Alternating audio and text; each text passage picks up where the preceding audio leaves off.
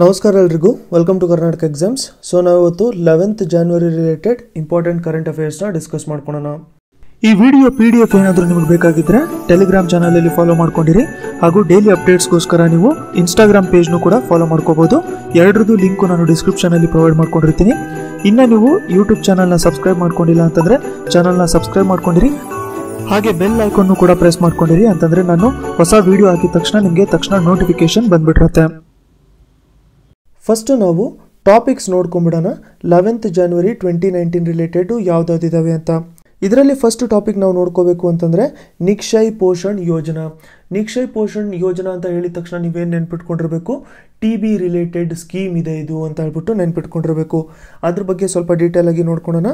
ಅದಾದಮೇಲೆ ನೀಲ್ಕೇಣಿ ಪ್ಯಾನೆಲ್ ಬಗ್ಗೆ ನೋಡ್ಕೊಳ್ಳೋಣ. ಇದು ಎಕನಾಮಿ ರಿಲೇಟೆಡ್ಡು, RBI ಸೆಟಪ್ ಮಾಡ್ಕೊಂಡಿರೋವಂಥದ್ದು, reserve bank of India setup ಮಾಡಿರೋವಂಥದ್ದು. ಥರ್ಡ್ ಒಂದು ಬಂದ್ಬಿಟ್ಟು ಎಕನಾಮಿ ರಿಲೇಟೆಡ್ ಟಾಪಿಕ್ಕು ಒಂದು offset budget financing. Offset budget financing ಬಗ್ಗೆ ಸ್ವಲ್ಪ ಡೀಟೇಲ್ ಆಗಿ ನೋಡ್ಕೊಳ್ಳೋಣ.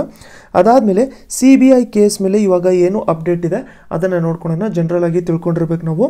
ನೆಕ್ಸ್ಟು ಫಿಫ್ತ್ ಒಂದು ಬಂದ್ಬಿಟ್ಟು panel for competitive exam reforms. Competitive exams ಅಂತಂದರೆ ಎಕ್ಸಾಂಪಲ್ ಇಲ್ಲಿ SSC CGL ಆ ರಿಲೇಟೆಡು ಹೇಳ್ತಾ ಇದ್ದಾರೆ. ಅದಕ್ಕೋಸ್ಕರ 3 ಮೆಂಬರ್ಸಿಂದು ಒಂದು ಹೈ ಕಮಿಟಿನ ಸೆಟಪ್ ಮಾಡಿದ್ದಾರೆ ಸುಪ್ರೀಂ ಕೋರ್ಟು. ಅದ್ರ ಬಗ್ಗೆ ಸ್ವಲ್ಪ ತಿಳ್ಕೊಳ್ಳೋಣ. ಸಿಕ್ಸ್ತ್ ಒಂದು ಬಂದ್ಬಿಟ್ಟು global solar council. Global solar ಕೌನ್ಸಿಲಿಗೆ ನೋಡಿ ಒಬ್ಬರು ಇಂಡಿಯನು ಪ್ರಣವ್ R ಮೆಹ್ತಾ ಅವರು ಅಪಾಯಿಂಟ್ ಆಗಿದ್ದಾರೆ ಪ್ರೆಸಿಡೆಂಟ್ ಅಂತ. ಸೊ ಇವರು ಫಸ್ಟ್ ಇಂಡಿಯನು ಈ ಥರ ಗ್ಲೋಬಲ್ ಸೋಲಾರ್ ಕೌನ್ಸಿಲಿಗೆ ಅಪಾಯಿಂಟ್ ಆಗಿರೋದಕ್ಕೆ. ಸೊ ಅದಕ್ಕೆ ಆ ಕೌನ್ಸಿಲ್ ಬಗ್ಗೆ ಮತ್ತು ಪ್ರಣವ್ R ಮೆಹ್ತಾ ಅವ್ರ ಬಗ್ಗೆ ಸ್ವಲ್ಪ ಡೀಟೇಲ್ಸ್ನ ತಿಳ್ಕೊಂಡಿರೋಣ. ಫಸ್ಟ್ ಒಂದು ಬಂದ್ಬಿಟ್ಟು ನಿಕ್ಷಯ್ ಪೋಷಣ್ ಯೋಜನಾ ಅಂತ. ಸೊ ಒಂದು ಸ್ಕೀಮ್ನು ಕೂಡ ನಾವು ನೋಡ್ಕೊಂಡೇನ, ನಿಕ್ಷಯ್ ಪೋಷಣ್ ಯೋಜನಾ ಅಂತ. ಸೊ ನಿಕ್ಷಯ್ ಪೋಷಣ್ ಯೋಜನಾ ಅಂತ ಕೊಟ್ಟ ತಕ್ಷಣ ನೀವು TB ಪೇಷಂಟ್ಸ್ ಅಂತ ನಿಮ್ಗೆ ಏನಾದ್ರು ಆಪ್ಷನಲ್ಲಿ ಏನಾದ್ರು ಕೊಟ್ಟಿದ್ದರೆ ಅದನ್ನು ಮಾರ್ಕ್ ಮಾಡ್ಕೊಂಡ್ಬಿಡ್ಬೋದು. ಸೊ ಇದರಲ್ಲಿ ಏನು ಮಾಡ್ತಾರೆ ಅಂತಂದರೆ ಫೈನಾನ್ಷಿಯಲ್ ಇನ್ಸೆಂಟಿವ್ಸ್ ಕೊಡ್ತಾರೆ. 500 ರೂಪೀಸ್ ಕೊಡ್ತಾರೆ ಪ್ರತಿ month for each notified TB patients. So ಯಾರು ನೋಟಿಫೈಡ್ ಮಾಡ್ಕೊಂಡಿದ್ದಾರೆ TB ಪೇಷಂಟ್ಸು, ಇದು ಯಾವ ಟೈಮಲ್ಲಿ ಕೊಡ್ತಾರೆ ಅಂತಂದರೆ ಆ್ಯಂಟಿ TB ಟ್ರೀಟ್ಮೆಂಟ್ಗೋಸ್ಕರ ಕೊಡ್ತಾರೆ. ಸೊ ಆದರೆ ಅವರು ನೋಟಿಫೈ ಮಾಡ್ಕೊಂಡು ಇಟ್ಕೊಂಡಿರಬೇಕು. So incentives for the complete duration anti TB treatment programme ಯಾವಾಗ್ರಿಗೂ ಕೂಡ ನಡೀತಾ ಇರುತ್ತೆ. ಅವಾಗ್ರಿಗೂ ಕಂಪ್ಲೀಟ್ ಡ್ಯೂರೇಷನ್ಗೆ ಇವರು ಅಮೌಂಟ್ನ ಪ್ರೊವೈಡ್ ಮಾಡ್ತಾ ಇರ್ತಾರೆ, 500 ರೂಪೀಸು ಪ್ರತಿ ಮಂತು. ಮೋಸ್ಟ್ ಇಂಪಾರ್ಟೆಂಟ್ ಪಾಯಿಂಟ್ ಇದರಲ್ಲಿ ಏನು ಅಂತಂದರೆ ಈ ಇನ್ಸೆಂಟಿವ್ಸ್ ಏನು ಪ್ರೊವೈಡ್ ಮಾಡಿರ್ತಾರಲ್ಲ ಅದನ್ನು ಡೈರೆಕ್ಟ್ ಬೆನಿಫಿಟ್ ಟ್ರಾನ್ಸ್ಫರ್ ಅಂತಂದರೆ DBT ಅಂತ ಮಾಡಿ ಹಾಕಿರ್ತಾರೆ. ಡೈರೆಕ್ಟಾಗಿ ಅವರ ಅಕೌಂಟ್ಗೆ ಇದನ್ನು ಟ್ರಾನ್ಸ್ಫರ್ ಮಾಡ್ಕೊಂಡಿರ್ತಾರೆ. ನಿಕ್ಷಯ್ ಪೋಷಣ್ ಯೋಜನಾ TB ಪೇಷಂಟ್ಸು ಅವ್ರಿಗೆ ಬೆನಿಫಿಟ್ ಆಗಿರುತ್ತೆ ಈ ಸ್ಕೀಮಿಂದ. ನೆಕ್ಸ್ಟ್ ಫೈನಾನ್ಷಿಯಲ್ ಇನ್ಸೆಂಟಿವ್ಸು, ಅದಾದಮೇಲೆ ಆ್ಯಂಟಿ TB ಟ್ರೀಟ್ಮೆಂಟ್ಗೋಸ್ಕರ ಡೈರೆಕ್ಟ್ ಬೆನಿಫಿಟ್ ಟ್ರಾನ್ಸ್ಫರು. ಯಾವ ಮಿನಿಸ್ಟ್ರಿ ಅಂಡರಲ್ಲಿ ಬರೋದು ಅಥವಾ ಯಾವ ಮಿಷನ್ ಅಂಡರಲ್ಲಿ ಬರೋದು ಅಂತಂದರೆ ನ್ಯಾಷನಲ್ ಹೆಲ್ತ್ ಮಿಷನ್ನು. ಸೊ ಅದಕ್ಕೋಸ್ಕರ ಇದು ಸೆಂಟ್ರಲಿ ಸ್ಪಾನ್ಸರ್ಡ್ ಸ್ಕೀಮು. ನೆಕ್ಸ್ಟು ಒಂದು ಎಕನಾಮಿ ರಿಲೇಟೆಡ್ ನ್ಯೂಸ್ ಇದೆ, ಅದೇನಂತಂದರೆ ಪ್ಯಾನಲ್ಲು.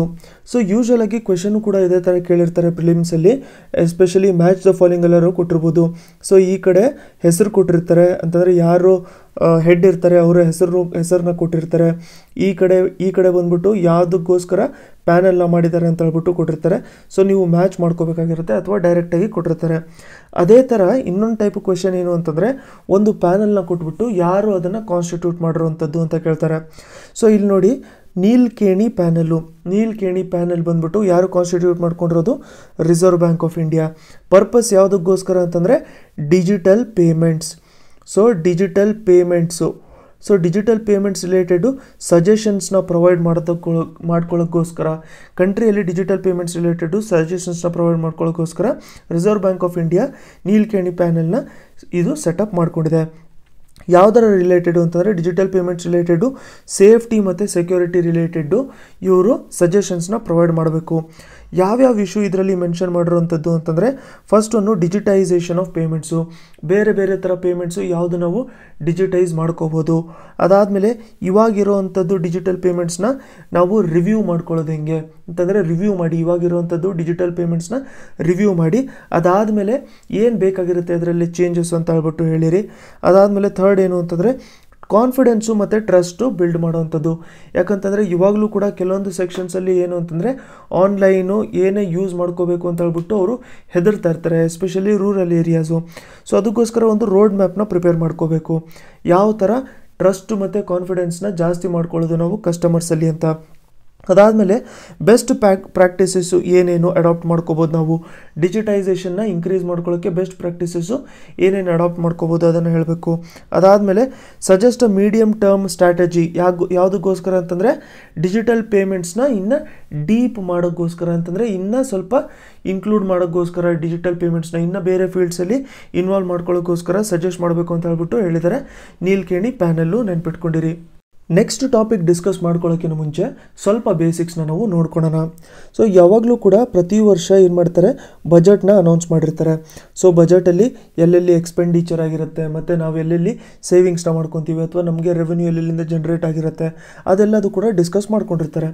ಸೊ ಇವಾಗ ಒಂದು ಸಿನಾರಿಯೋ ತೊಗೊಳೋಣ ನಾವು ಹೆಲ್ತ್ ಸೆಕ್ಟರಲ್ಲಿ. ಸೊ ಹೆಲ್ತ್ ಸೆಕ್ಟರು ಎಕ್ಸಾಂಪಲಿಗೆ ತೊಗೊಳ್ತಾ ಇರೋದು, ಈಗ ಹೆಲ್ತಲ್ಲಿ ಒಂದು TB ರಿಲೇಟೆಡು ನಾವು ತೊಗೊಳೋಣ ಅಂತ. ಸೊ ಇವಾಗ TBಗೋಸ್ಕರ ಗೌರ್ಮೆಂಟ್ ಬಂದ್ಬಿಟ್ಟು 100 crore ಅಲೋಕೇಟ್ ಮಾಡಿದೆ ಅಂತ ಹೇಳ್ಬಿಟ್ಟು ಅಂದ್ಕೊಳ್ಳೋಣ. ಇದು ಬರೀ ಎಕ್ಸಾಂಪಲಿಗೆ ಹೇಳ್ತಾ ಇರೋದು, ಅರ್ಥ ಮಾಡ್ಕೊಳ್ಳೋಕ್ಕೆ ಸಿಚುವೇಶನ್ನ. ಸೊ TBಗೋಸ್ಕರ ಇವಾಗ ಬಜೆಟಲ್ಲಿ ಎಷ್ಟು ಅನೌನ್ಸ್ ಮಾಡಿದ್ದಾರೆ ಅಂತಂದರೆ 100 crore TB ಟ್ರೀಟ್ಮೆಂಟ್ಗೋಸ್ಕರ ಅನೌನ್ಸ್ ಮಾಡ್ಕೊಂಡಿದ್ದಾರೆ. ಸೊ ಆದರೆ ಇನ್ನು 1 ವರ್ಷ ಕಂಪ್ಲೀಟ್ ಆಗೋಕ್ಕೆ ಬಂದಿಲ್ಲ. ಬಟ್ TBಗೋಸ್ಕರ ಗೌರ್ಮೆಂಟ್ ಏನು ಮಾಡ್ಕೊಂಡ್ಬಿಟ್ಟಿರುತ್ತೆ ಅಂತಂದರೆ ನಿಯರ್ಲಿ ಇವಾಗ 150 crore ಸ್ಪೆಂಡ್ ಮಾಡ್ಕೊಂಡಿದೆ. ಸೊ ಬಜೆಟಲ್ಲಿ ಹೇಳಿರೋದೆಷ್ಟು 100 crore, ಬಜೆಟಲ್ಲಿ ಸ್ಪೆಂಡ್ ಮಾಡ್ತೀವಿ ಅಂತ ಹೇಳಿದೆಷ್ಟು 100 crore, ಬಟ್ ಆ್ಯಕ್ಚುಲಾಗಿ ಸ್ಪೆಂಡ್ ಮಾಡಿದಷ್ಟು 50 crore ಎಕ್ಸ್ಟ್ರಾ ಸ್ಪೆಂಡ್ ಮಾಡಿರ್ತಾರೆ. ಸೊ ಗೌರ್ಮೆಂಟ್ ಏನು ಹೇಳುತ್ತೆ ಅಂತಂದರೆ, ಸೊ ಗೌರ್ಮೆಂಟು ಹೆಲ್ತ್ ಡಿಪಾರ್ಟ್ಮೆಂಟಿಗೆ ಹೇಳುತ್ತೆ, ನೀವು ಎಕ್ಸ್ಟ್ರಾ ಅಮೌಂಟ್ ಏನಿದೆಯಲ್ಲ ಇದನ್ನು ಹೊರಗಡೆಯಿಂದ ರೇಸ್ ಮಾಡಿ ಅಂತ ಹೇಳ್ಬಿಟ್ಟು ಹೇಳುತ್ತೆ. ಸೊ ಆ ಟೈಮಲ್ಲಿ ಹೆಲ್ತ್ ಗೌರ್ಮೆಂಟ್ ಏನು ಮಾಡುತ್ತೆ ಅಂತಂದರೆ ಎಕ್ಸಾಂಪಲು ಬಾಂಡ್ಸ್ನ ಇಶ್ಯೂ ಮಾಡುತ್ತೆ ಅಂತ ಹೇಳ್ಬಿಟ್ಟು ಅಂದ್ಕೊಳ್ಳೋಣ. ಸೊ ಬಾಂಡ್ಸ್ನ ಇಶ್ಯೂ ಮಾಡಿಬಿಟ್ಟು ಇದು 50 crore ರೇಸ್ ಮಾಡಿರುತ್ತೆ. ಸೊ ಬಾಂಡ್ಸ್ನ ಯಾರು ಪರ್ಚೇಸ್ ಮಾಡ್ಕೊಂಡಿರ್ತಾರೆ ಅವ್ರಿಗೆ ಪ್ರಾಮಿಸ್ ಮಾಡಿರ್ತಾರೆ 2 ವರ್ಷದಿಂದ 3 ವರ್ಷ ಅಥವಾ 5 ವರ್ಷ ಆದಮೇಲೆ ನಿಮಗೆ ಕೊಟ್ಟಿರೋ ಅಂಥದ್ದು ನೀವು ಎಷ್ಟು ಅಮೌಂಟ್ ಕೊಟ್ಟಿರ್ತೀರ ಅದಕ್ಕೆ ನಾವು ಒಂದು 2% 3% ಎಕ್ಸ್ಟ್ರಾ ನಿಮಗೆ ಪೇ ಮಾಡಿರ್ತೀವಿ ಅಂತ ಹೇಳ್ಬಿಟ್ಟು ರೇಸ್ ಮಾಡ್ಕೊಂಡಿರ್ತಾರೆ. ಬಟ್ ಇದೇನಾಗಿರುತ್ತೆ ಅಂತಂದರೆ ಈ ಎಕ್ಸ್ಟ್ರಾ ಅಮೌಂಟನ್ನು ಏನು ರೇಸ್ ಮಾಡ್ಕೊಂಡಿರ್ತಾರಲ್ಲ ಇದು ನಮಗೆ ನೆಕ್ಸ್ಟ್ ಬಜೆಟಲ್ಲಿ ರಿಫ್ಲೆಕ್ಟ್ ಆಗಲ್ಲ. ಯಾಕಂತಂದರೆ ಮುಂಚೆ ಬಜೆಟಲ್ಲಿ ಹೇಳಿರೋದೇ 100 ಕೋಟಿ, ಆದರೆ ಸ್ಪೆಂಡ್ ಮಾಡ್ಕೊಂಡಿರೋಂಥದ್ದು 150 ಕೋಟಿ.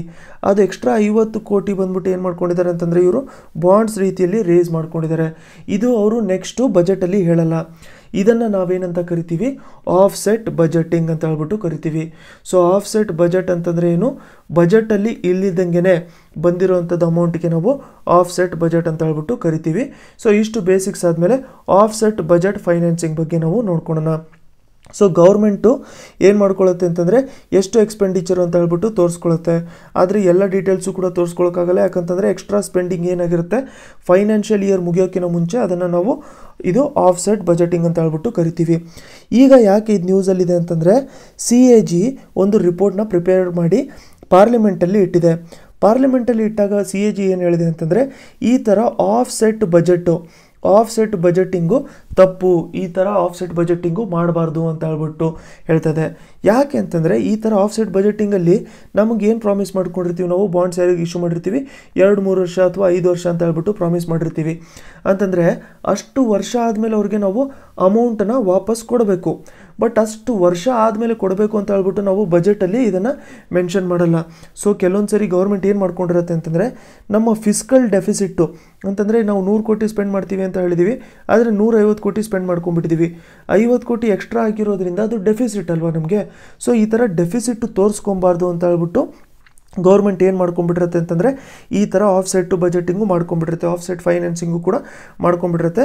ಸೊ CAG ಇವಾಗ ರೀಸೆಂಟಾಗಿ ರಿಲೀಸ್ ಮಾಡಿರೋಂಥದ್ದು ರಿಪೋರ್ಟಲ್ಲಿ ಏನು ಹೇಳಿದ್ದಾರೆ ಅಂತಂದರೆ ಈ ಥರ ಆಫ್ಸೆಟ್ ಬಜೆಟಿಂಗ್ನ ಮಾಡಬಾರ್ದು, ಇದರಿಂದ ನಮಗೆ ಕರೆಕ್ಟಾಗಿ ಎಷ್ಟು ಫಿಸ್ಕಲ್ ಡೆಫಿಸಿಟ್ ಇದೆ, ಎಷ್ಟು ಫಿಸ್ಕಲ್ ಡೆಫಿಸಿಟ್ನ ನಾವು ಅಚೀವ್ ಮಾಡ್ಕೊಂಡಿದ್ದೀವಿ ಅಂತ ಹೇಳ್ಬಿಟ್ಟು ನಮಗೆ ಗೊತ್ತಾಗಲ್ಲ ಅಂತ ಹೇಳ್ಬಿಟ್ಟು ಹೇಳಿರ್ತಾರೆ. So and reason for this also must be issued ಅಂತ ಹೇಳ್ಬಿಟ್ಟು ಅದಕ್ಕೋಸ್ಕರ ಏನು ಹೇಳ್ತಿದ್ದಾರೆ ಅಂತಂದರೆ ಗೌರ್ಮೆಂಟು ಒಂದು ಪಾಲಿಸಿ ಮಾಡ್ಕೋಬೇಕು, ಆಫ್ಸೆಟ್ ಬಜೆಟ್ ಫೈನಾನ್ಸಿಂಗ್ ರಿಲೇಟೆಡ್ ಒಂದು ಪಾಲಿಸಿ ಮಾಡ್ಕೋಬೇಕು. ಅಕಸ್ಮಾತ್ ಏನಾದರೂ ಎಕ್ಸ್ಟ್ರಾ ಅಮೌಂಟ್ ಬೇಕಾಗಿದ್ದರೆ ಯಾವುದಕ್ಕೋಸ್ಕರ ಬೇಕಾಗಿದೆ ಅಂತ ಹೇಳ್ಬಿಟ್ಟು ಅವರು ಕೂಡ ಒಂದು ರೀಸನ್ನ ಕೂಡ ಪ್ರೊವೈಡ್ ಮಾಡಲೇಬೇಕಾಗತ್ತೆ ಅಂತ ಹೇಳ್ಬಿಟ್ಟು ಹೇಳಿದ್ದಾರೆ. ನೆಕ್ಸ್ಟ್ ನಾವು CBI ಕೇಸ್ ನೋಡ್ಕೊಳ್ಳೋಣ. CBI ಕೇಸ್ ಮೇಲೆ ನಾವು ಇವಾಗಲೇ ಕಂಪ್ಲೀಟಾಗಿ ಡಿಸ್ಕಷನ್ ಮಾಡ್ಕೊಂಡಿದ್ದೀವಿ, ವಿತ್ ಬ್ಯಾಕ್ಗ್ರೌಂಡ್ ಎಲ್ಲ ತಿಳ್ಕೊಂಡಿದ್ದೀವಿ. ಸೊ ಅದರ ಲಿಂಕು ನಾನು ಡಿಸ್ಕ್ರಿಪ್ಷನಲ್ಲೂ ಕೂಡ ಹಾಕಿರ್ತೀನಿ.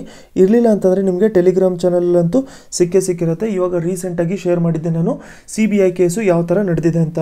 ಸೊ ಅದ್ರ ಮೇಲೆ ಅಪ್ಡೇಟ್ ಏನಾಗಿತ್ತು ಅಂತಂದರೆ ಸುಪ್ರೀಂ ಕೋರ್ಟ್ ಏನು ಮಾಡಿತ್ತು, ಗೌರ್ಮೆಂಟ್ ಕೊಟ್ಟಿರುವಂಥ ಡಿಸಿಷನ್ನ ಟರ್ನ್ ಮಾಡಿಬಿಟ್ಟು ಇವರು ಅಲೋಕ್ ವರ್ಮಾ ಇದ್ರಲ್ಲ, ಅಲೋಕ್ ವರ್ಮಾ ಅವ್ರನ್ನ ವಾಪಸ್ಸು CBI ಚೀಫ್ ಆಗಿ ಇವ್ರನ್ನ ಅಪಾಯಿಂಟ್ ಮಾಡ್ಕೊಂಡ್ಬಿಟ್ರು.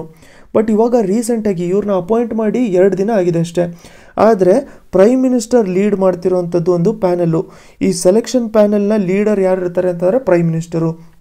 ಸೊ ಅವರು ಇವಾಗ ಏನು ಮಾಡಿದ್ದಾರೆ ಅಂತಂದರೆ ಅಲೋಕ್ ವರ್ಮಾ ಅವ್ರನ್ನ ಮತ್ತೆ CBI ಚೀಫ್ ಆಗಿ ತೆಗೆದಿಟ್ಬಿಟ್ಟಿದ್ದಾರೆ. ಸೊ ಇವ್ರನ್ನ ಮತ್ತೆ CBI ಚೀಫ್ ಆಗಿ ತೆಗೆದ್ಬಿಟ್ಟು ಮುಂಚೆ ಇಂಟರಿಮು ಅಂತಂದರೆ ಮುಂಚೆ ಟೆಂಪ್ರರಿ ಬೇಸಿಸ್ ಮೇಲೆ ನಾಗೇಶ್ವರ್ ರಾವ್ ಅವ್ರನ್ನ ಏನು CBI ಚೀಫ್ ಆಗಿ ಅಪಾಯಿಂಟ್ ಮಾಡಿದ್ರಲ್ಲ ಅವರೇ ಇವಾಗ ಇಂಟರಿಮ್ ಚೀಫ್ ಆಗಿ ನೆಕ್ಸ್ಟು ಹೊಸ ಚೀಫ್ ಅಪಾಯಿಂಟ್ ಆಗೋವರೆಗೂ ಕೂಡ ಇವರೇ ಕಂಟಿನ್ಯೂ ಆಗಬೇಕು ಅಂತ ಹೇಳ್ಬಿಟ್ಟು ಹೇಳ್ತಾ ಇದ್ದಾರೆ. ಸೊ ಇದರಲ್ಲಿ ಈ ಸೆಲೆಕ್ಷನ್ ಪ್ಯಾನಲಲ್ಲಿ ಲೀಡರ್ ಆಫ್ ಅಪೋಸಿಷನ್ನು ಕೂಡ ಇರ್ತಾರೆ. ಲೀಡರ್ ಆಫ್ ಅಪೋಸಿಷನ್ ಯಾರಿದ್ದಾರೆ? Mallikarjun Kharge. Leader of opposition ಇವ್ರನ್ನ ತೆಗಿತಾ ಇರ್ಬೇಕಾದ್ರೆ ಏನು ಹೇಳಿದ್ರು ಅಂತಂದರೆ ಇವ್ರನ್ನ ತೆಗಿಬಾರ್ದು, ಇದು ತೆಗಿಯೋವಂಥದ್ದು ಕೆಟ್ಟದು ಅಂತಂದರೆ ಕರೆಕ್ಟ್ ಅಲ್ಲ ಇವಾಗ. ಯಾಕಂತಂದರೆ ರೀಸೆಂಟಾಗಿ ಸುಪ್ರೀಂ ಕೋರ್ಟು ಬೇರೆ ಅವ್ರ ಮೇಲೆ ವರ್ಡಿಕ್ಟ್ ಕೊಟ್ಟಿದೆ. ಅದರಲ್ಲಿ ಇವ್ರು ಹೇಳಿರೋವಂಥ ಚಾರ್ಜಸ್ ಏನು, ಈ ಹೈ ಪವರ್ಡ್ ಪ್ಯಾನಲ್ಲು, ಈ ಪ್ಯಾನಲ್ ಸೆಲೆಕ್ಷನ್ ಪ್ಯಾನಲ್ ಏನು ಹೇಳ್ತು ಅಂತಂದರೆ ಇವ್ರ ಮೇಲೆ ಇದೇನು ಕರಪ್ಷನ್ ಚಾರ್ಜಸ್ ಇದೆಯಲ್ಲ ಅದಕ್ಕೆ ತುಂಬ ಜಾಸ್ತಿ ಮೆರಿಟ್ ಇದೆ. ಮೆರಿಟ್ ಅಂತಂದರೆ ಅದಕ್ಕೆ ಎವಿಡೆನ್ಸಸ್ಸು ಸಿಕ್ಬಿಟ್ಟಿದೆ ಅಂತ. ಬಟ್ ಇವ್ರು leader of opposition Mallikarjun Kharge ಏನು ಹೇಳಿದ್ರು ಅಂತಂದರೆ ಅದರ ಅಗೇನ್ಸ್ಟ್ ಅವರ ಅಬ್ಜೆಕ್ಷನ್ಸು ಕೂಡ ಹೇಳಿದ್ರು. ಈ ಥರ ಸಿಕ್ಕಿರೋವಂಥದ್ದು ಎವಿಡೆನ್ಸು ಅದಕ್ಕೆ ರಿಲೇಟೆಡ್ ಆಗಿಲ್ಲ ಅಂತ ಹೇಳ್ಬಿಟ್ಟು ಅವರು ಹೇಳಿದರು. ಸೊ ಸುಪ್ರೀಂ ಕೋರ್ಟು ಕೂಡ ರೀಸೆಂಟಾಗಿ ಅವ್ರನ್ನ ರೆಸ್ಯೂಮ್ ಮಾಡ್ಕೊಂಡ್ಬಿಟ್ಟಿತ್ತು. ಆದರೆ ಸುಪ್ರೀಂ ಕೋರ್ಟ್ ಏನಂದಿತ್ತು ಅಂತಂದರೆ ಅಲೋಕ್ ವರ್ಮಾ ಅವ್ರನ್ನ ಚೀಫ್ ಆಗಿ ಅಪಾಯಿಂಟ್ ಮಾಡಿದ್ಮೇಲೆ ಇವ್ರು ಯಾವುದೇ ಒಂದು ಮೇಜರ್ ಡಿಸಿಷನ್ಸ್ನ ತಗೋಬಾರ್ದು. ಇದು ಏನು ಸೆಂಟ್ರಲ್ ವಿಜಿಲೆನ್ಸ್ ಕಮಿಷನಿನ ಪ್ರೋಬ್ ಏನಿದೆ ಆ ಪ್ರೋಬ್ ಕಂಪ್ಲೀಟ್ ಆಗೋವರೆಗೂ ಈ ಅಲೋಕ್ ವರ್ಮಾ ಅವರು ಯಾವುದೇ ಮೇಜರ್ ಡಿಸಿಷನ್ಸ್ ತೊಗೋಬಾರ್ದು ಅಂತ ಹೇಳ್ಬಿಟ್ಟು ಸುಪ್ರೀಂ ಕೋರ್ಟು ನಮಗೆ ಹೇಳಿತ್ತು. ಬಟ್ ಅದಾದರೆ ಏನು ಮಾಡಿದ್ರು ಅಂತಂದರೆ ಇವರು ಅಲೋಕ್ ವರ್ಮಾ ಅವರು ಅಪಾಯಿಂಟ್ ಆದ ತಕ್ಷಣ ಯಾವ್ಯಾವ ಆಫೀಸರ್ಸ್ನ ಟ್ರಾನ್ಸ್ಫರ್ ಮಾಡಿಬಿಟ್ಟಿದ್ರಲ್ಲ ಅವ್ರ ಆಫೀಸರ್ಸ್ ಟ್ರಾನ್ಸ್ಫರ್ನ ಕ್ಯಾನ್ಸಲ್ ಮಾಡಿಬಿಟ್ಟು ಎಕ್ಸ್ಟ್ರಾ 5 ಆಫೀಸರ್ಸ್ನ ಇವರು ಟ್ರಾನ್ಸ್ಫರ್ ಮಾಡಿದರು. ಸೊ ಈ ಥರ ಒಂದು ಇವರು ಡಿಸಿಷನ್ಸ್ನ ತೊಗೊಂಡಿದ್ರು. ಬಟ್ ಇವಾಗಲೇ ಇವ್ರನ್ನ ಸೆಲೆಕ್ಷನ್ ಪ್ಯಾನಲ್ಲು ತೆಗೆದುಬಿಟ್ಟಿದೆ. ಇದು ಇವಾಗ ನ್ಯೂಸಲ್ಲಿತ್ತು. ಸೊ ಸುಮ್ಮನೆ ಅಪ್ಡೇಟ್ ಮಾಡೋಣ ಅಂತ ಹೇಳ್ಬಿಟ್ಟು ನಿಮಗೆ ಅಪ್ಡೇಟ್ ಮಾಡೋಕ್ಕೆ ಇದನ್ನು ಹಾಕಿದ್ದೀನಿ ಇವಾಗ. ನೆಕ್ಸ್ಟು ನಾವು SSC CGLಲ್ಲಿ 2017 ಪೇಪರ್ಸು ತುಂಬಾ ದೊಡ್ಡ ಸ್ಕ್ಯಾಮ್ ಆಗಿತ್ತು ಅಂತ ಹೇಳ್ಬಿಟ್ಟು ಪೇಪರ್ಸಲ್ಲೆಲ್ಲ ನಾವು ನೋಡ್ಕೊಂಡಿದ್ದೀವಿ. ಏನಾಗಿತ್ತು ಅಂತಂದರೆ SSC CGLinದು 2017 ಪೇಪರ್ ಏನಿತ್ತಲ್ಲ ಅದನ್ನು ಲೀಕ್ ಮಾಡಿಬಿಟ್ಟಿದ್ರು. ಸೊ ಲೀಕ್ ಮಾಡಿದ್ಮೇಲೆ ಏನಾಗಿತ್ತು, ತುಂಬಾ ಸ್ಟೂಡೆಂಟ್ಸು ಪ್ರೊಟೆಸ್ಟ್ ಮಾಡೋಕ್ಕೆ ಸ್ಟಾರ್ಟ್ ಮಾಡ್ಕೊಂಬಿಟ್ರು. ಇದು ಒಂಥರ ಸರಿಯಾಗಿಲ್ಲ, ಎಲ್ಲರಿಗೂ ಈಕ್ವಲ್ ಆಗಿರಬೇಕು, ಏನು ಪೇಪರ್ ಲೀಕ್ ಮಾಡಿದಿದ್ರೆ ಅವ್ರದ್ದು ಅಡ್ಮಿನಿಸ್ಟ್ರೇಷನ್ ಕರೆಕ್ಟಾಗಿಲ್ಲ ಅಂತ ಹೇಳ್ಬಿಟ್ಟು ಪ್ರೊಟೆಸ್ಟ್ ಮಾಡೋಕ್ಕೆ ಸ್ಟಾರ್ಟ್ ಮಾಡ್ಕೊಂಬಿಟ್ಟಿದ್ರು. ಸೊ ಆ ಟೈಮಲ್ಲಿ ಏನು ಮಾಡ್ಕೊಂಡಿದ್ರು ಅಂತಂದರೆ CBIಗೆ ಆ ಕೇಸ್ನ ಕೊಟ್ಬಿಟ್ಟಿದ್ರು. ಸೊ ಇವಾಗ ಸುಪ್ರೀಂ ಕೋರ್ಟ್ ಏನು ಮಾಡ್ಕೊಂಬಿಟ್ಟಿದೆ, ಸುಪ್ರೀಂ ಕೋರ್ಟ್ ಏನು ಮಾಡಿದೆ ಅಂತಂದರೆ ಒಂದು 3 ಮೆಂಬರ್ ಇರೋವಂಥದ್ದು ಒಂದು ಹೈ ಪವರ್ಡ್ ಕಮಿಟಿನ ಸೆಟಪ್ ಮಾಡಿದೆ. ಸೊ ಆ ಕಮಿಟಿಲಿ ಒಬ್ರು ಯಾರು ಇರ್ತಾರೆ ಅಂತಂದರೆ ನಂದನ್ ನೀಲ್ಕೇಣಿ. ಸೊ ಇವಾಗ ರೀಸೆಂಟಾಗಿ ಅಂತಂದರೆ 2 ಸ್ಲೈಡ್ ಮುಂಚೆನೇ ನಾವು ನೋಡ್ಕೊಂಡಿದ್ದೀವಿ ನೀಲ್ಕೇಣಿ ಪ್ಯಾನಲ್ಲು ನಾವು ಡಿಜಿಟಲ್ ಪೇಮೆಂಟ್ಸ್ ರಿಲೇಟೆಡು ಅಪಾಯಿಂಟ್ ಮಾಡಿದ್ದಾರೆ ಅಂತ. ಸೊ ಇದರಲ್ಲೂ ಕೂಡ ನೀಲ್ಕೇಣಿ ಅವರು ಇರ್ತಾರೆ. ಇವ್ರ ಜೊತೆಗೆ ವಿಜಯ್ P ಭಟ್ಕರ್ ಅವರು ಕೂಡ ಇರ್ತಾರೆ. ಸೊ 3 ಮೆಂಬರ್ಸ್ ಇದ್ದಾರೆ. ಅದರಲ್ಲಿ 2 ಮೆಂಬರ್ಸು ಇವರು ಆಗಲೇ ಮಾಡಿಬಿಟ್ಟಿದ್ದಾರೆ, ಇನ್ನು 3rd ಮೆಂಬರು ಅಪಾಯಿಂಟ್ ಆಗೋದಿದೆ. ಇವ್ರು ಏನು ಮಾಡ್ತಾರೆ ಅಂತಂದರೆ ಈ 3 ಜನರು ಸೇರಿಬಿಟ್ಟು ಏನು ಡಿಸೈಡ್ ಮಾಡ್ತಾರೆ ಅಂತಂದರೆ ಯಾವ ಥರ ನಾವು competitive exams, example SSC. So competitive ಎಕ್ಸಾಮ್ಸಲ್ಲಿ ನಾವು ಯಾವ ಥರ ಒಂದು ರಿಫಾರ್ಮ್ನ ತರ್ಬೋದು ಅಂತಂದರೆ ಈ ಥರ ಕ್ವೆಶನ್ ಪೇಪರ್ ಲೀಕ್ ಆಗೋದಾಗಲಿ ಅಥವಾ ಈ ರಿಲೇಟೆಡ್ ಏನಾದ್ರು ಮಿಸ್ಆ್ಯಪ್ ಆಗೋದಾಗಲಿ ಆ ಥರ ಆಗಲಿಲ್ದಂಗೆ ನಾವು ಯಾವ ಥರ ಒಂದು ರಿಫಾರ್ಮ್ ತರ್ಬೋದು SSC CGL ಟೈಪು ಎಕ್ಸಾಮ್ಸಲ್ಲಿ ಅಂತ ಹೇಳ್ಬಿಟ್ಟು ಇವರು ಡಿಸೈಡ್ ಮಾಡಿಕೊಂಡು ಹೇಳಿದ್ದಾರೆ. ಸೊ ಈ SSC CGL 2017 ಪೇಪರ್ ಲೀಕ್ ಆದಮೇಲೆ ಸುಪ್ರೀಂ ಕೋರ್ಟ್ ಅಂತೂ ಎಕ್ಸಾಮಿನೇಷನ್ನೇ ಕ್ಯಾನ್ಸಲ್ ಮಾಡ್ಕೊಂಡಿತ್ತು. ಬಟ್ ಈ ಪ್ಯಾನಲ್ನ ನೀವು ನೆನ್ಪಿಟ್ಕೊಂಡಿರಿ, ಪ್ಯಾನಲ್ ಬಗ್ಗೆ ಕೇಳುವಂಥದ್ದು ಪ್ರಾಬಬಿಲಿಟಿ ಜಾಸ್ತಿ ಇರುತ್ತೆ, ಇದನ್ನು ನೆನ್ಪಿಟ್ಕೊಂಡಿರಿ ನೀವು. ನೆಕ್ಸ್ಟ್ ನಾವು ಗ್ಲೋಬಲ್ ಸೋಲಾರ್ ಕೌನ್ಸಿಲ್ ಬಗ್ಗೆ ನೋಡ್ಕೊಳ್ಳೋಣ. ಗ್ಲೋಬಲ್ ಸೋಲಾರ್ ಕೌನ್ಸಿಲ್ ಇವಾಗ ಯಾಕೆ ನ್ಯೂಸಲ್ಲಿದೆ ಅಂತಂದರೆ ಪ್ರಣವ್ ಆರ್ ಮೆಹ್ತಾ ಅವ್ರನ್ನ ಇದರ ಪ್ರೆಸಿಡೆಂಟು ಗ್ಲೋಬಲ್ ವರ್ಡಿಂದ ಹೇಳ್ತಾ ಇರೋದು ಗ್ಲೋಬಲ್ ಸೋಲಾರ್ ಕೌನ್ಸಿಲಿನ ಪ್ರೆಸಿಡೆಂಟಾಗಿ ಇವಾಗ ಅಪಾಯಿಂಟ್ ಮಾಡಿದ್ದಾರೆ. ಪ್ರಣವ್ ಆರ್ ಮೆಹ್ತಾ ಅವ್ರು ನೋಡ್ಕೊಂಡಿರಿ, ಅವರು ಬಂದ್ಬಿಟ್ಟು ನ್ಯಾಷನಲ್ ಸೋಲಾರ್ ಎನರ್ಜಿ ಫೆಡರೇಷನ್ ಇದ್ದಾರಲ್ಲ ಅದರ ಪ್ರೆಸಿಡೆಂಟ್ ಇವಾಗಲೇ ಇದ್ದಾರೆ.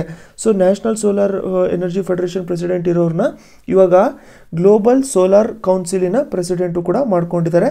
ಇವರು ಫಸ್ಟ್ ಇಂಡಿಯನ್ ಈ ಥರ ಹೆಡ್ ಆಗಿರೋದು. ಗ್ಲೋಬಲ್ ಸೋಲಾರ್ ಕೌನ್ಸಿಲಿನ ಹೆಡ್ಡು ಫಸ್ಟ್ ಇಂಡಿಯನ್ ಆಗಿರೋವಂಥದ್ದು ಯಾರು ಅಂತ ಕೇಳಿದ್ರೆ ನಿಮಗೆ ಆನ್ಸರ್ ಬಂದ್ಬಿಟ್ಟು Pranav Mehta. So global solar council ಬಗ್ಗೆ ನಾವು ನೋಡ್ಕೋಬೇಕು ಅಂತಂದರೆ ಇದೊಂದು ಇಂಟರ್ನ್ಯಾಷನಲ್ ನಾನ್ ಪ್ರಾಫಿಟ್ ಅಸೋಸಿಯೇಷನ್ನು ಯಾವುದರ ರಿಲೇಟೆಡು ಅಂತಂದರೆ solar energy related. So national regional and international association in solar energy. So ಇದರಲ್ಲಿ ಒಂಥರ ಅಸೋಸಿಯೇಷನ್ ಇರುತ್ತೆ, ಬೇರೆ ಬೇರೆ ಸ್ಟೇಕ್ ಹೋಲ್ಡರ್ಸು ಕೂಡ ಇದರಲ್ಲಿ ಇನ್ವಾಲ್ವ್ ಇರ್ತಾರೆ. ಹೆಡ್ ಕ್ವಾರ್ಟರ್ಸ್ ಬಂದ್ಬಿಟ್ಟು ವಾಷಿಂಗ್ಟನ್ DC ಇರುತ್ತೆ. ಇದರಲ್ಲಿ ನೀವೇನು ನೆನ್ಪಿಟ್ಕೊಂಡಿರಬೇಕು ಅಂತಂದರೆ ಪ್ರಣವ್ ಆರ್ ಮೆಹ್ತಾ ಅವ್ರ ಬಗ್ಗೆ ನೆನ್ಪಿಟ್ಕೊಂಡಿರಿ, ತುಂಬ ಇಂಪಾರ್ಟೆಂಟ್ ಆಗಿರುತ್ತೆ ಎಕ್ಸಾಮಿಗೆ, ಎಸ್ಪೆಷಲಿ ಅಪಾಯಿಂಟ್ಮೆಂಟ್ಸ್ ರಿಲೇಟೆಡ್ ಕ್ವೆಶನ್ಸು. ಇವಾಗ ESI ರಿಲೇಟೆಡ್ ಎಕ್ಸಾಮ್ಸಲ್ಲಿ ಕೂಡ ಅಪಾಯಿಂಟ್ಮೆಂಟ್ಸ್ ಬಗ್ಗೆ ನಮಗೆ ಸಪ್ರೇಟಾಗಿ ಒಂದು ಸೆಕ್ಷನ್ನೇ ಇರುತ್ತೆ, ಅಂತಂದರೆ ಅಪಾಯಿಂಟ್ಮೆಂಟ್ಸ್ ಕೇಳ್ತೀವಿ ಅಂತ ಹೇಳ್ಬಿಟ್ಟಿರುತ್ತೆ. ಆ ಟೈಮಲ್ಲಿ ಈ ಥರ ಇಂಟರ್ನ್ಯಾಷನಲ್ ಆರ್ಗನೈಸೇಷನಲ್ಲಿ ಅದು ಫಸ್ಟ್ ಟೈಮ್ ಏನಾದರೂ ನಮ್ಮ ಕಡೆಯಿಂದ ಅಪಾಯಿಂಟ್ ಆಗಿದ್ದಾರೆ ಅಂತಂದರೆ ತುಂಬ ಇಂಪಾರ್ಟೆಂಟ್ ಆಗಿರುತ್ತೆ, ಇದನ್ನು ನೆನ್ಪಿಟ್ಕೊಂಡಿರಿ. ಸೊ ವಿಡಿಯೋ ಇಷ್ಟ ಆಗಿದ್ದರೆ ಬೇರೆಯವ್ರ ಜೊತೆನೂ ಕೂಡ ಶೇರ್ ಮಾಡ್ಕೊಂಡಿರಿ, ಲೈಕ್ ಬಟನ್ನು ಪ್ರೆಸ್ ಮಾಡ್ಕೊಂಡಿರಿ. ಇಲ್ಲಿ ಸಬ್ಸ್ಕ್ರೈಬ್ ಮಾಡ್ಕೊಂಡಿಲ್ಲ ಚಾನಲ್ಗೆ ಅಂತಂದರೆ ಸಬ್ಸ್ಕ್ರೈಬ್ ಮಾಡ್ಕೊಂಡಿರಿ, ಯಾಕಂತಂದರೆ ಇದೇ ಥರ ವೀಡಿಯೋ ನಾನು ಕಂಟಿನ್ಯೂಸ್ ಆಗಿ ಹಾಕ್ತಾನೆ ಇರ್ತೀನಿ. ನೆಕ್ಸ್ಟ್ ಲೆಸನಲ್ಲಿ ಮತ್ತೆ ಸಿಗೋಣ. ಅನ್ಅಕಾಡೆಮಿಲೂ ಕೂಡ ನಾನು ಕಂಟಿನ್ಯೂಸ್ ಆಗಿ ಕೋರ್ಸಸ್ ಮಾಡ್ತಾ ಇದ್ದೀನಿ. ಇವತ್ತಿಗೆ ಆಲ್ಮೋಸ್ಟ್ 30 ಕೋರ್ಸಸ್ ಇದಾವೆ ಅದರಲ್ಲಿ. ಸೊ ನೀವು ಅನ್ಅಕಾಡೆಮಿ ಪ್ರೊಫೈಲ್ಗೆ ಹೋಗ್ಬಿಟ್ಟು ಅಲ್ಲಿ ದೀಪಕ್ ಚೌಹಾನ್ ಅಂತ ಹುಡುಕಿದ್ರೆ ಪ್ರೊಫೈಲ್ ಸಿಗುತ್ತೆ, ಅಲ್ಲಿ ನೀವು ಫಾಲೋ ಬಟನ್ನ ಪ್ರೆಸ್ ಮಾಡಿಕೊಂಡು ಫಾಲೋ ಮಾಡ್ಕೋಬೋದು. ಹಾಗಂತಂದರೆ ನೀವು ಇಲ್ಲಿ ಮಾಡಿರೋಂಥದ್ದು ಕೋರ್ಸಸ್ಸಿಗೆ ಡೌನ್ಲೋಡು ಕೂಡ ಮಾಡ್ಕೋಬೋದು. ಇಷ್ಟೊತ್ತು ನೋಡಬೇಕು ಅಂತ ಇರುತ್ತೆ, ಅದನ್ನು ಕೂಡ ಡೌನ್ಲೋಡ್ ಮಾಡ್ಕೋಬೋದು. ಹಾಗೆ ಅದನ್ನು ಬಿಟ್ಟು ನಾನು ಸ್ಪೆಷಲ್ ಕ್ಲಾಸಸ್ಸು ಕೂಡ ಕಂಡಕ್ಟ್ ಮಾಡ್ತಾ ಇರ್ತೀನಿ. ಅಲ್ಲಿ ಸ್ಪೆಷಲ್ ಕ್ಲಾಸಸ್ ಕಂಡಕ್ಟ್ ಮಾಡ್ತಾ ಇರ್ತೀನಿ. ₹1 ಸ್ಪೆಷಲ್ ಕ್ಲಾಸ್ ಇರುತ್ತೆ. ನೀವು ಅದನ್ನು ನೋಡ್ಕೊಂಡಿದ್ರೆ ಅಲ್ಲಿ ಆಲ್ಮೋಸ್ಟ್ 1 ಅವರಿಂದ ಒಂದು ಸೆಷನ್ ಮಾಡಿರ್ತೀನಿ. ಅದರಲ್ಲಿ ಕರೆಂಟ್ ಅಫೇರ್ಸು, ಒಂದು ವೀಕ್ಲಿ ಕರೆಂಟ್ ಅಫೇರ್ಸ್ ಆಗಿರಲಿ, ವೀಕ್ಲಿ ಎಡಿಟೋರಿಯಲ್ಸ್ ಯಾವುದಾದ್ರು ಇಂಪಾರ್ಟೆಂಟ್ ಇರುತ್ತೆ ಅದ್ರ ಬಗ್ಗೆ ಡಿಸ್ಕಷನ್ ಮಾಡ್ತಾ ಇರ್ತೀನಿ. ನೀವು ಬೇಕಾದರೆ ಅದನ್ನು ಒಂದ್ಸರಿ ನೋಡ್ಕೊಂಡಿರ್ಬೋದು.